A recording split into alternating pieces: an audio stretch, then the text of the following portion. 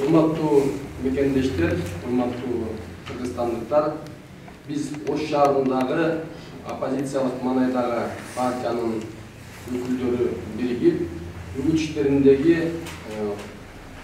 бийликчил коррупциялык партиянын өкүлдөрү тарабынан орун алган олуттуу мыйзам бузуулар жөнүндө биргелешкен билдирүү кабыл алууну чечтик. Анда эмес ошол биргелешкен билдирүүнүн текстин мен сиздерге окуп берейин.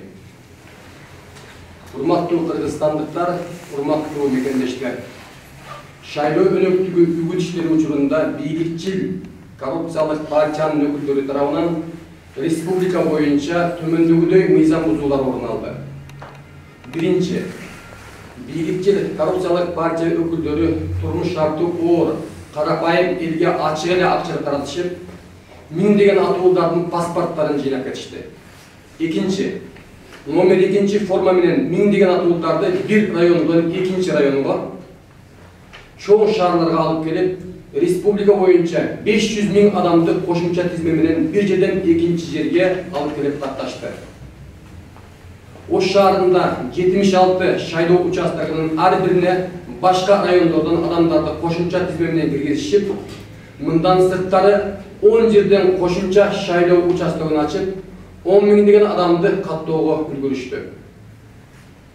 Мындан сырткары коронавируска байланыштуу аралыктан окуп жаткан студенттерди номер 2 формасы менен шаардан каттоодон өткөрүшүп, жаш досторду ар кандай сөздөрдү айтып коркутушуп, окуудан айнытабыз, дипломуңарды бербей коебуз деген сыяктуу сөздөрдү айтып, бийликчил партияларды колдоого мажбурлашууда.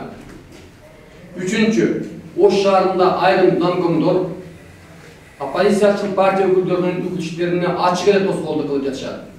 Мындан сырткары бийликте иштеген, жетекчи болуп иштегендер, колунда иштеген мамлекеттик кызматкерлерге дагы кайсы бир партияга добуш бересиңер, ар бириңер 10дон 15ден 20дан адамдап келип кошумча тизмеге каттоодон өткөрөсүңөр деп мажбурлаган ушулар кездешүүдө. Алардын баардыгын биз буга чейин тиешелүү бийлик органдарына кайрылдык, бирок эч кандай жыйынтык чыккан жок. Урматтуу кыргызстандыктар, урматтуу мекендештер, 4 октябрь күнү Ош шаарында бийликчил коррупционер партиялардын өкүлдөрү тарабынан массалык мыйзам бузуулардын экинчи этабы орун алары күтүлүүдө. Бул күнү бийликчил партиялар райондордон миңдеген адамдарды автобустар менен ташып келип, аларды добуш берүүгө мажбурлоо жана көз көрүүнү акча таратуунун экинчи этабы орун алары талашсыз. Буга байланыштуу биз Оштогу оппозициялык маанайдагы партиянын өкүлдөрү Конституциянын гаранты болгон Кыргыз Республикасынын президенти Сооронбай Жээнбековго кайрылып, жогорудагыдай массалык мыйзам бузууларды алдын алып, шайлоочулардын конституциялык укугун коргоп берүүнү суранабыз. Ошондой эле биз Кыргызстандагы бардык массалык маалымат каражаттарын, бейөкмөт уюмдардын өкүлдөрүн, эл аралык байкоочуларды Ош шаарына чакырып, 4 октябрдагы мыйзам бузууларга күбө болуп, видео камераларга тарттырып, коомчулукка жарыялоого жардам берүүнү суранабыз. Биз оппозициячыл маанайдагы, оппозициячыл көз караштагы партиялар ар бир шайлоо участоктарына камералар менен байкоочуларды коюп, мыйзам бузууларды толук каттоого алууга биргелешип аракет кылабыз жана кошумча шайлоо участокторундагы олуттуу мыйзам бузуулар орун алса, дароо аларды документтештирип, ал шайлоо участокторундагы шайлоонун жыйынтыгын жокко чыгарып, тааныбай коюуга мыйзамдуу укугубуз бар экенин эскертебиз. Биз мына ушундай аракеттерди жасоону туура көрдүк. Анткени биринчи кезекте биз ойлойбуз, президент, мамлекет башчы Конституциянын гаранты катары шайлоочулардын укугун коргоп берүүгө милдеттүү деп ойлойбуз. Ошон үчүн мына ушундай билдирүүнү кабыл алууну чечтик. Бүтүн Кыргызстан партиясынан талапкер Атманказы. Бул шайлоо болуп көрбөгөндөй мыйзам бузуулар менен өтүп атат. Уюштуруу иштеринде кандай аракеттер болуп атканын БШК көрсө көрмөксөн, укса окумаксан болот. Туугандар, Араван районунда партиясынын штабынын башчысы жана мугалимдерди чогултуп алып өткөн жыйынын аудио записи интернетке таркап кетти. Эмне деп атат? Ар бириң контролдо турасың, ар бириң башка жакка баса турган болсоң, эртең шайлоо бүткөндөн кийин кызматыңан ажырап каласың деп ачык эле коркутуп атат. Бышка укпайт абы. Кара-Суу районунан районунун башчысы ар бир мугалимге фамилияларынан айтып, Баланча-Баланчаева, Түкүнчө-Түкүнчөева, сен башка жакта жүрөт экенсиң, эртеңки айлыгың жазылбайт, иштен кетесиң деп атат. Муну кандай укпайт? Мен билбейм. Бул шайлоонун жыйынтыгы булар каалагандай эле болбойт. Анын далили катары бүтүн Кыргызстан партиясынын шайлоодон четтетебиз деп сотко кайрылганда БШК эмне болду? Биз бири-бирибизге оппонент болуп аткан, каршылаш болуп аткан, атаандаш болуп аткан партиялар бир заматта биригип бул деген эмнени көрсөтүп атат? Эгерде эртең шайлоо ошондой мыйзам бузуулар менен азыркы айтылгандай акча таратуулар менен өткөн фактылар боло турган болсо, анда мунун жыйынтыгы жакшы болду. Ошон үчүн азыр да кеч эмес. Азыр кеч эмес. Кимдер мыйзам бузуп аткан болсо, ошолорду азыр токтотуш керек. Азыр токтотуш керек. Мен да коллегаларымдын сөзүнө кошулуп кетем. Нагатов Айгүл, Атамекен саясий партиясынан талапкер. Факт эмне үчүн да шайлоого аз күн калды, бирок шайлоо башталып электен баштап мыйзам бузууларды байма-бай биз көрүп, айтып, деп, жаранды коом айтып атты, журналисттер иликтөөлөр жүргүзүп атты, саясий партиянын өкүлдөрү чыгып айтып атты, бирок эч кандай бир жыйынтык чыкпай атат. ЦИКка кайрылып атабыз, факты деп атат, фактылар берилип атат, бирок бир жолу да мындай көзгө көрүнөрлүү бир жыйынтык чыккан жок. Бул эмненин белгиси? Бул биздин өлкөбүздө ошол коррупцияга аралашкан, бар жокту сатып алып, үйлөнүп калган партиялар кайра бийликке келиши мүмкүнчүлүгү пайда болду. Эгерде биз азыр кайдыгер болуп, ушуну ушул бойдон калтыра турган болсок, эртеңки күнүбүз кандай болушун биз жакшы билебиз. Мен ошондуктан чакырып кетет элем. Ошо ар бир участоктор турган бир эле байкоочулар эмес, эл аралык уюмдар, анан жалпы элге кайрылып кетет элем. Жалпы элдин өкүлчүлүгү болуш керек жогорку кеңеште. Элдин кызыкчылыгын коргой турган мыйзамдарды чыгарыш керек. Анан ал мыйзамдарды иштетиш керек. Аны ким иштетет? Ошо олигархтар иштетеби? Бар, өзүнүн кызыкчылыгы үчүн иштей турган депутаттар. Алар эч качан элди ойлобойт. Ошон үчүн биз өзүбүздүн кызыкчылыгыбызды өзүбүз коргоп калышыбыз керек. Азыр коргоп калышыбыз керек. Мына азыр коллегам айтып кетти, биз добушубузду бере элекпиз. Форма 2020%-дан көп киши уже шайлап койду деп отурабыз биз.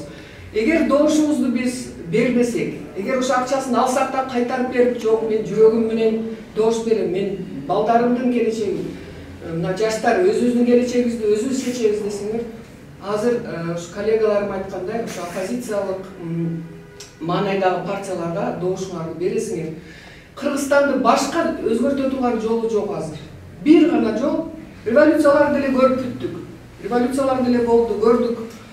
Ошондуктан бир гана жол ушул өзүбүздүн добушубузду сатпай, ошо жакшы талапкерлерге, ушу элдин кызыкчылыгын коргоп бере турган талапкерлерге добуш берип. Анан ошо шайлоо күнү участоктарда бардыгыбыз бирдей болуп, ушул мыйзамдуулукту коргоп берсек, жанагындай биз текшерип алабыз, сүрөткө тартып чыгасың деген сөздөр болуп атат. Сен уже бармагың менен бармагыңды алдык, сен уже шайлап койдуң деген алдоолор, коркутуулар болуп атат.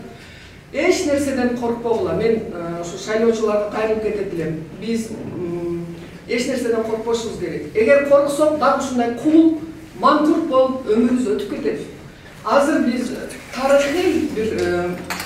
тарыхый мезгилде жашап атабыз да. Азыр биздин өлкөбүз же ушундай кыйынчылыктан чыгып кетет түптөлүп. Мен терең ишенем. Көбүнчө биздин жаштар колдоп берет. Себеби келечек жаштардыкы. Мен Кыргызстанды гүлдөп өскөн, өнүккөн мамлекет катары көрүп турам да. Бүт башкарууда биздин жаштар илимдүү, кесипкөй, чынчыл, адилеттүү жаштар келип ушу колубуздан башкарууну алат. Биздин Кыргызстаныбыз өнүгүп, эң өнүккөн өлкөлөрдүн арасына кошулат. Бул биздин колубузда. Ошол мүмкүнчүлүктү кетирүү керек.